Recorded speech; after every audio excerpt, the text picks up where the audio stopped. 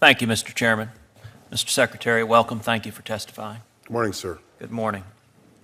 On Tuesday of this week, this committee's Oversight Subcommittee conducted a hearing on the systematic scrubbing of law enforcement and intelligence materials. Your department was invited to attend, and the Department of Homeland Security refused to attend the hearing. At that hearing, we heard testimony that described a systematic effort. If one compares, for example, the 9/11 Commission report, the word jihad appears in that report 126 times. The word Muslim appears in that report 145 times. The word Islam appears in that report 322 times. And yet, since that 9/11 Commission report, different policies have come into effect. And as a matter of systematic policy, those terms are no longer allowed to be used in this administration. The FBI counterterrorism lexicon uses the word jihad 0 times. The National Intelligence Strategy of 2009 uses the word jihad 0 times. The Strategic Implementation Plan to Prevent Violent Extremism of 2011 uses the word 0 times. The National Intelligence Strategy in 2014 uses the word 0 times. We also heard testimony from a former employee of the Department of Homeland Security, Phil Haney, that in October 2009, more than 800 Customs and Border Patrol documents were ordered modified, scrubbed, or deleted to remove references to jihad or the Muslim Brotherhood or other similar references. Was Mr. Haney's testimony that the Department of Homeland Security ordered over 800 documents in CBB altered or deleted, was that testimony accurate? I have no idea. I don't know who Mr. Hainan is. I wouldn't know him if he walked in the room. So you have not investigated whether your department ordered documents to be modified in 2009 to remove references to jihad, radical Islamic terrorism, the Muslim Brotherhood. You have not investigated that question? No, I have not taken the time to investigate what Mr. Hainan says, no. And when the United States Senate Judiciary Oversight Committee conducted a hearing on that, did you or anyone in your staff inquire into those issues? No, but you have me right here, right now to ask questions of. So but apparently your answer is you don't know. I am asking you, in 2009 and again in 2012, Mr. Haney testified there were 2 purges, and that was the word he used, purge, at the Department of Homeland Security to remove references to radical Islamic terrorism. Is it accurate that the records were changed? Same answer I gave you before. I have no idea, sir. You have no knowledge of any records being changed at the Department of Homeland Security? Same answer. I have no idea, sir. Would it concern you if it was accurate? Senator, I find this whole debate to be very interesting, but I have to tell you, when I was at the Department of Defense giving the legal sign-off on a lot of drone strikes, I didn't particularly care whether the baseball card said Islamic extremist or violent extremist. I think this is very interesting, but it makes no difference to me in terms of who we need to go after, who is determined to attack our homeland.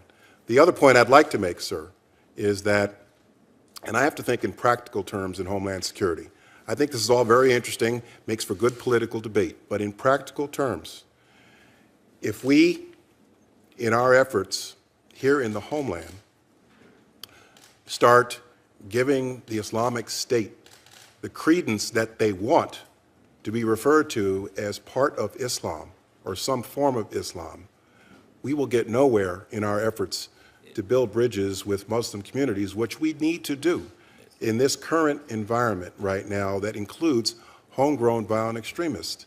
They all tell me, my time is limited for this question. Hold on just a second, please. They all tell me that ISIL has hijacked my religion, and it's critical that we bring these people to our side to do this. You're entitled to give speeches other times. My question was if you were aware that the information has been scrubbed. I would note the title of the hearing on Tuesday was Willful Blindness, and your testimony to this full committee now is that you have no idea and apparently have no intention of finding out That's not what whether DHS materials have been scrubbed. And you suggested just a moment ago that it's essentially a semantic difference. Well, I don't believe it is a semantic difference, that when you erase references to radical jihad, it impacts the behavior of law enforcement and national security to respond to red flags and prevent terrorist attacks before they occur. Let's take Nidal Hasan. Nidal Hasan, the Obama administration was aware he was communicating with Anwar al-Awlaki, a known radical Islamic terrorist. The Obama administration was aware that Nidal Hasan had inquired of Anwar al-Awlaki the permissibility of waging jihad against his fellow soldiers. And yet the administration did not act, and Nidal Hasan walked through Fort Hood in my home state of Texas, murdering 14 innocent souls, yelling Allahu Akbar. Do you think it was a mistake not to respond to those red flags ahead of time and prevent the terrorist attack at Fort Hood? I disagree with your factual predicate. Those are not the facts. What do you disagree with? I disagree with your factual predicate. What specifically do you disagree with, sir?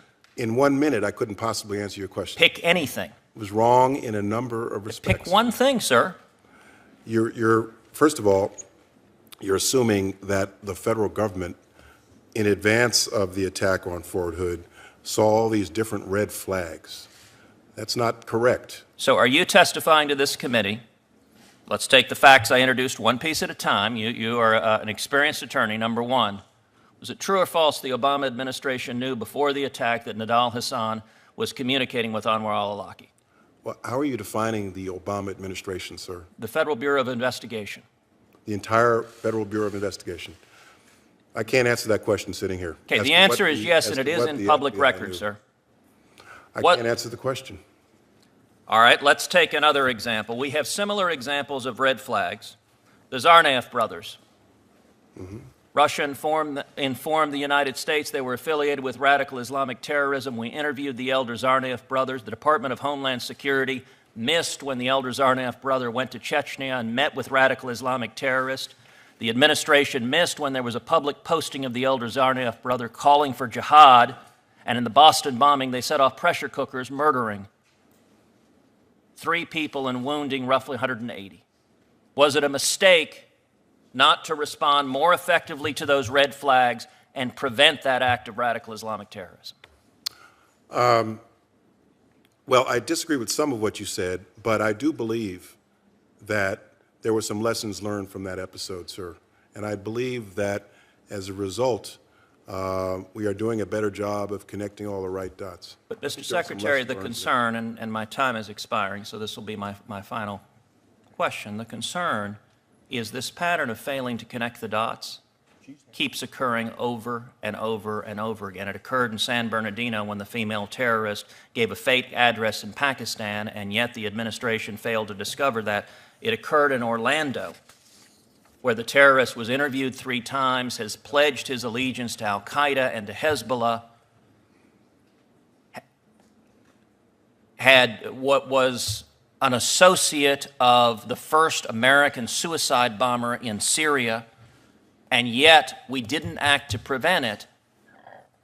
And what concerns me, and I believe should concern the Department of Homeland Security, is that because of this effort, scrubbing your law enforcement materials of any acknowledgement of radical Islamic terrorism, when you see the red flags of radical Islamic terrorism, you do not follow up on them effectively, and we have terrorist attack after terrorist attack after terrorist attack that could have been prevented but for this administration's willful blindness.